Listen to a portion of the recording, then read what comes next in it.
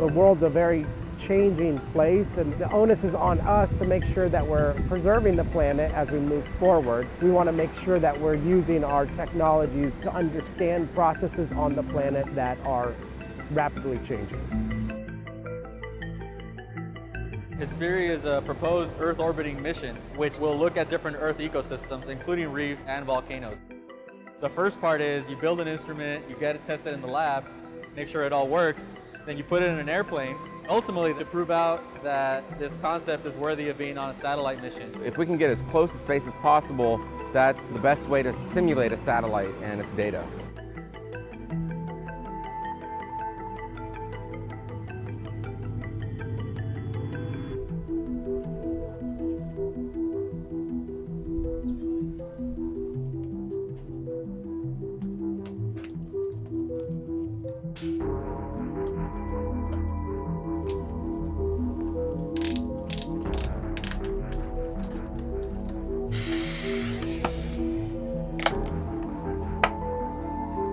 We have the AVIRIS instrument, the Airborne Visible Infrared Imaging Spectrometer, and we also have the MASTER, which is the MODIS Aster Simulator. The AVIRIS instrument is measuring the solar reflected spectrum, so the light that's coming down from the sun, hitting the surface of the earth or the surface of the water, and then bouncing back up.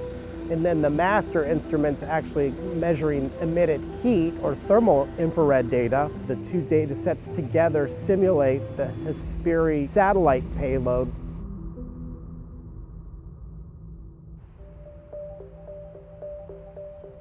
What we're doing in Hawaii is studying the volcanoes and the coral reefs around the islands.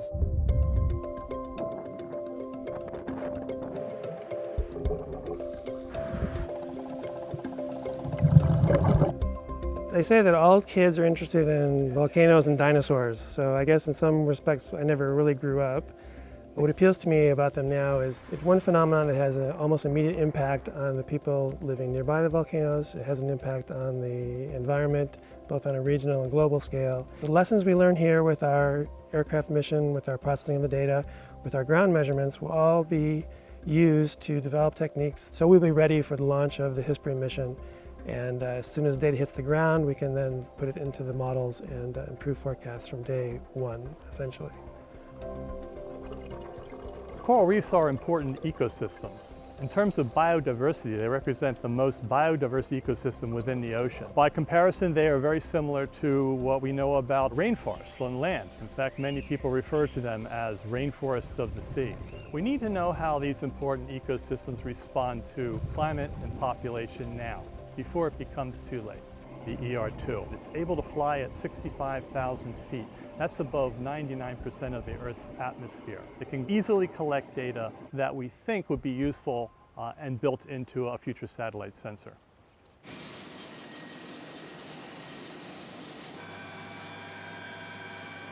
This morning, we're ready for takeoff at about 8:45. The plan is to fly over the big island of the volcanoes, and then on the way back, fly a coral reef line over Molokai. There's people in the field at the volcanoes and coral reefs, so they'll be taking measurements on the ground to correlate the data obtained from the ER2 airplane.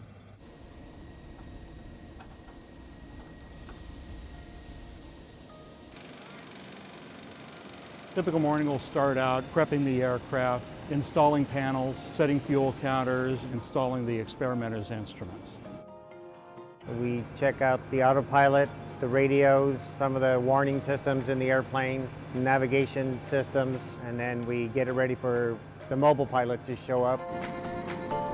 The ER2 is a very unique aircraft. We can get a very wide swath with these super high-tech instruments, a lot of which are going to end up on satellites. So we're kind of the last step in development on some of our Earth science satellites, where we actually take it up to extreme altitudes and cold soak it and put it in an extreme environment. Because once we launch them into space, there's no repairing.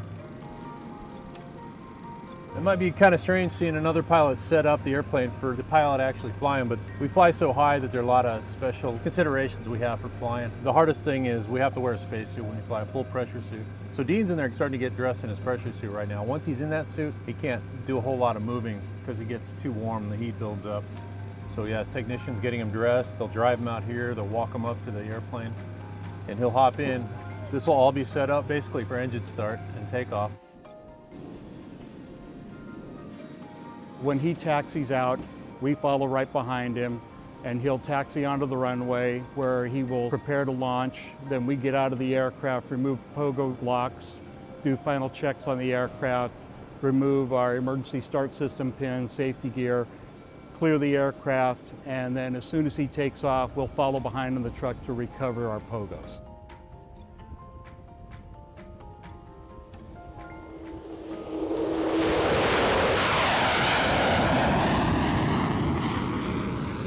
I've been working aircraft a long time. This aircraft is different in a lot of respects. It's something unique. It's always a challenge. It's always exciting. It's a lot of fun.